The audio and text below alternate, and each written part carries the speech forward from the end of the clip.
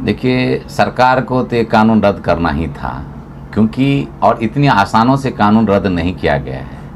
किसानों ने लाठी खाई, ठंडी के पिछले साल में कई किसानों ने अपनी जान गंवाई, सर से खून बहा, सही आंदोलन किसानों ने किया। बीजेपी के नेता, बड़े बड़े नेता ने क्या क्या नाम दिया, आतंकवादी घोषित किया गया, पाकिस्तानी बोला गया, और उसके बाद ये बोला गया कि ये किसान नहीं है, ये झूठे किसान हैं, फ्रेब किसान हैं, क्या क्या बोला गया किसान के बारे में। बड़े दुर्भाग्यपूर्ण से शब्द निकाला जाता है।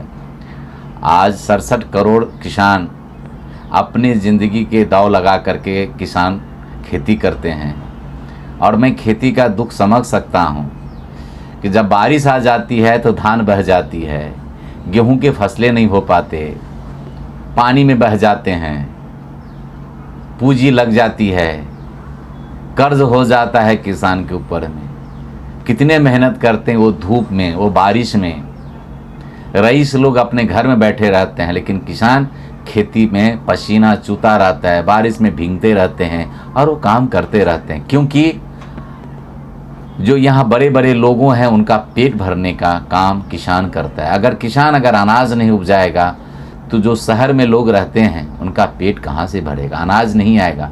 पैसा तो सब कमा लेगा, लेकिन अगर अनाज ही नहीं आएगा तो हम भोजन कहाँ से करेंगे? पैसा तो हम भोजन नहीं कर सकते। बीजेपी के कुछ नेताओं का कहना है कि कृषि कानून जो रद्द किया गया है, अगर जरूरत पड़ी तो उसे वापस भी लिया जा सकता है। नहीं, उनको अगर ये कहना है तो मुझे लगता है कि बीजेपी का जो नेता लोग हैं पढ़े लिख करके मूर्ख पाना वाली बात करते हैं। जो साल भर ठंडी, बारिश, गर्मी सब को झेल सकता है, तो याद रखिए अगर दोबारा लफ्ज़ अगर निकाले तो किसान अपनी आंदोलन और तेज़ कर देगा, फिर इनके बस में नहीं रहेगा।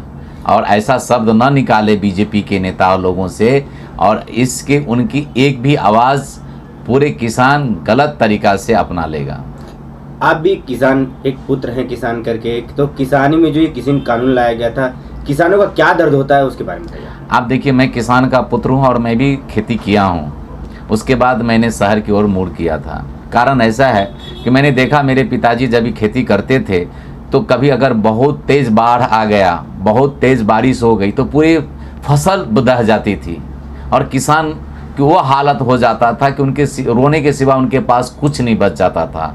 जो हम खाद खरीदते थे, वो बीज खरीदते थे किसी से उधार लेकर के, उनका उधारी पैसा चुकता करने में बहुत ही तकलीफ़ होता था। ये बहुत दर्द देता है।